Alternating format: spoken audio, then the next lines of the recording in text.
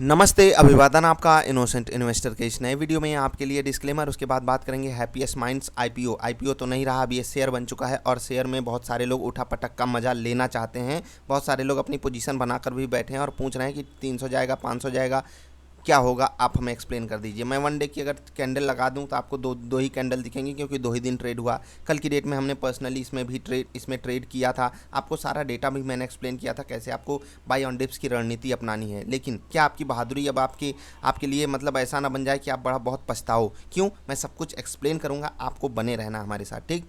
आते हैं थोड़ा सा एनएससी इंडिया की वेबसाइट पर। यहाँ पर हैप्पीएस्ट माइंड्स हमने खोल कर रखा है। अगर आप देख पा रहे होंगे 14 करोड़ ये जो टोटल नंबर ऑफ़ शेयर्स हैं इनके, ये यहाँ पर दिख रहे हैं। 14 करोड़ इनके पास टोटल नंबर ऑफ़ शेयर्स हैं। 2 रुपए की फेस वैल्यू है, ठीक। अब अगर मार्केट कैप पे आएंगे तो 5,000 करोड़ का मार्केट कैप है टोटल इनका। Free float market cap 1,500 crore है। 750 करोड़ इनको उठाना था बाजार से, इनको मिला। उसके बाद मार्केट कैप वहाँ से डबल कैसे हो गया, क्योंकि प्राइस जो है वहाँ से लगभग डबल पे ट्रेड कर रहा है इस वक्त। जो प्राइस आया था 166 167 रुपये।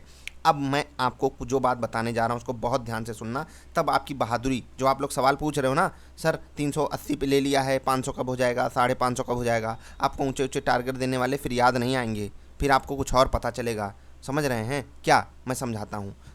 अगर 350 ये जो रेट देख रहे हैं इसके नीचे जाता है तो टेक्निकल बेसिस पे बहुत तगड़ा सेल ऑफ आ सकता है। इसमें दो राय है ही नहीं, ठीक। पहला रिस्क आपके सामने है कि टेक्निकल लेवल पे हमारे पास कोई खास बड़ा सपोर्ट मौजूद है नहीं नीचे, ठीक है।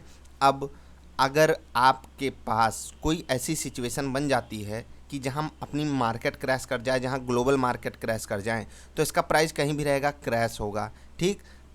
उसके बाद जो कंपनी अपना आईपीओ लेकर आती है उस चीज़ की फेयर वैल्यू निकाली जाती है, उनको प्रीमियम बाज़ार देती है, बाज़ार अच्छी चीज़ों को प्रीमियम देती है।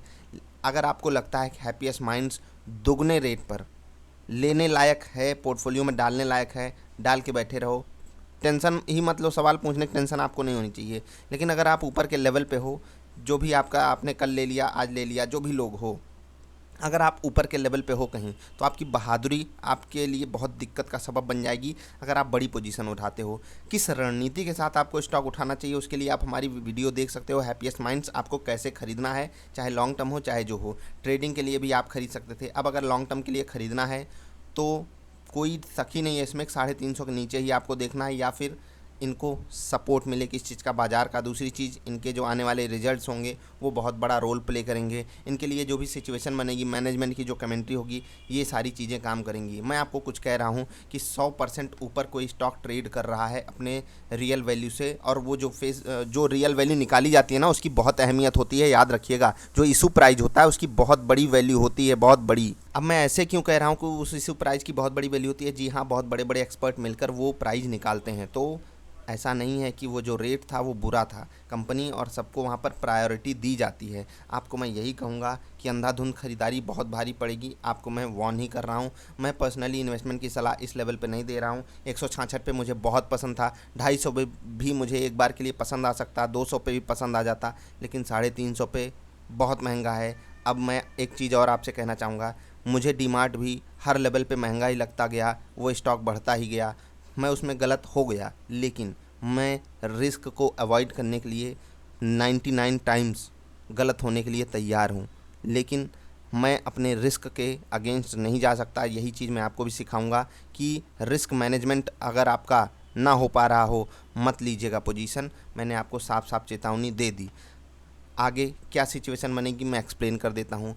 चार्ट पैटर्न अगर आप देखेंगे, आज ये खुला स्टॉक, उसके बाद इसमें जो सेल ऑफ आया वो मतलब एक तरीके से अगर आप कहना चाहेंगे सिंपल भाषा में, समझ रहे हैं, तो वहाँ पर जो सेल ऑफ आया वो बिल्कुल जनरल था कि प्रॉफिट बुकिंग हो रही है, चाहे जो लोग कल की पोजीशन बना कर रखे हों या जिनको आईपीओ में मिला, ठीक है। अब 350 के नीचे ही आपको भारी सेल ऑफ का सामना करना पड़ेगा। उसके ऊपर आप आज़ादी से इसमें बने रह सकते हो। जिनको भी स्टॉप लॉस लगाना है उनके लिए, तो क्या 350 के नीचे जाते ही ये 300 250 चला जाएगा? नहीं, वहाँ पर भी ऐसे ही जनरल ट्रेडिंग होती रहेगी। आपको मैंने एक सिंपल सा स्टॉप लॉस दिया है, क्लोजिंग बेसिस पे अगर उसके नीचे जाता है तो आपको अपनी पोजीशन काट लेनी चाहिए। अगर आप बहुत छोटे टाइम फ्रेम के लिए हो, लंबे टाइम फ्रेम के लिए कंपनी बहुत अच्छी है, आपको नहीं एग्जिट करना चाहिए अगर आपका टाइम फ्रेम लंबा है। तो बस यही छोटी सी बात आपको समझानी थी कि ऐसा मत सोच लीजिए कि जो कंपनी 150 से 350 पे लिस्ट हुई है वो 550 और 1000 ऐसे देखते देखते चली जाएगी। बाज़ार है, यहाँ सब कुछ होता है, लेकिन आपको अपना रिस्क समझ कर ही ट्रेड लेना है। मिलेंगे फिर से किसी अच्छी वाली वीडियोज़ में, तब तक के लिए बाय बाय।